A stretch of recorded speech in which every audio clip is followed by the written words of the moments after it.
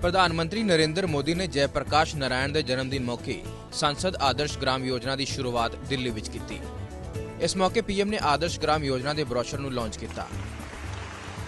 प्रधानमंत्री नरेंद्र मोदी ने दिल्ली के विज्ञान भवन तो पार्लीमेंट मैंबरां नाल अपने विचार भी साझे किए। पिंडां नूं विकास की रफ्तार किवें दित्ती जावे, इसलिए भी मोदी मंत्र विज्ञान भवन के हाल विच गूंजिया।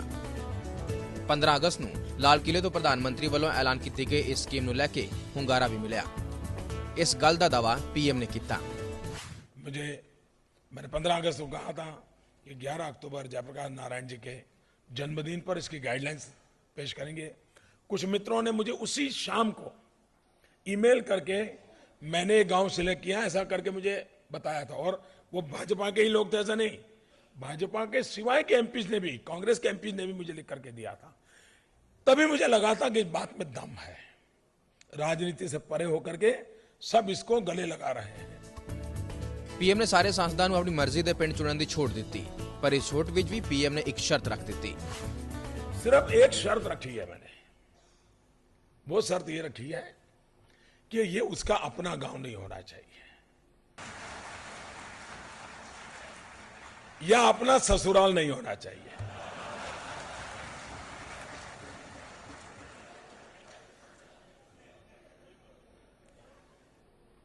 इसके सिवाय तो कोई भी गांव सिलेक्ट करे। अगर किस तरह की होगी ये योजना, हर सांसद नूं एक पिंड की पछाण कर 2016 तक उसनूं आदर्श पिंड बनाना होगा।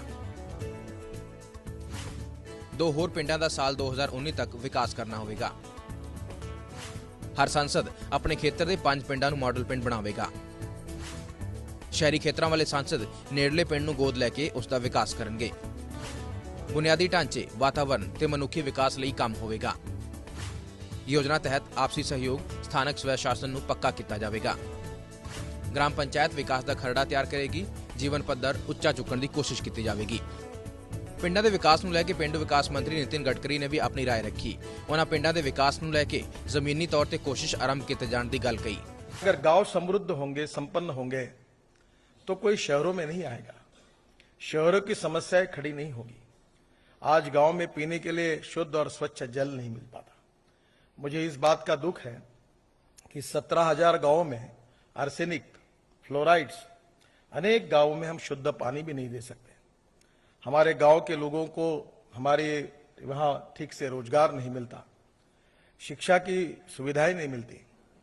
प्रधानमंत्री जी ने हमको कहा कि हमारे गांव में इंटरनेट कनेक्शन क्यों नहीं जा सकता, हमारे गांव में ई लाइब्रेरी क्यों नहीं आ सकती, हमारे गांव में स्किल डेवलपमेंट का बहुत अच्छा ऐसा ट्रेनिंग सेंटर क्यों नहीं हो सकता। और स्वाभाविक रूप से उन्होंने ये संकल्पना रखी कि गांव का आत्मा कायम रहे और शहर का विकास गांव में हो। और अगर गांव का विकास अगर होता है, गांव अगर अच्छे बनते हैं, तो कोई शहर की तरफ नहीं जाएगा। प्रधानमंत्री मोदी वालों शुरू की गई इस योजना से लीडरां की राय भी वखरी रही। बीजेपी लीडरां ते विरोधी पार्टियां के लीडरां ने स्कीम की शलाघा की है। नाल ही विरोधियों ने स्कीम नूं सिरे चढ़न नूं लैके खदशे जाहिर किए ने।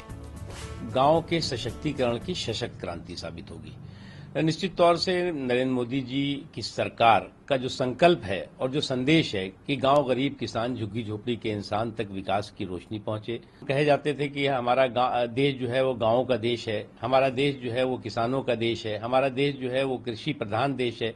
लेकिन सबसे ज्यादा अगर इस बीच में अनदेखी हुई तो हमारे देश के गांवों की हुई, हमारे देश के गरीबों की हुई, किसानों की हुई। तो निश्चित तौर से आदर्श ग्राम योजना एक मजबूत और एक सशक्त क्रांति, सशक्तिकरण की साबित होगी। देखिए, बहुत अच्छी बात है। कांग्रेस पार्टी की स्कीम थी, गांव को डेवलप किया जाए, शहरों को गांव की तरफ ले जाया जाए।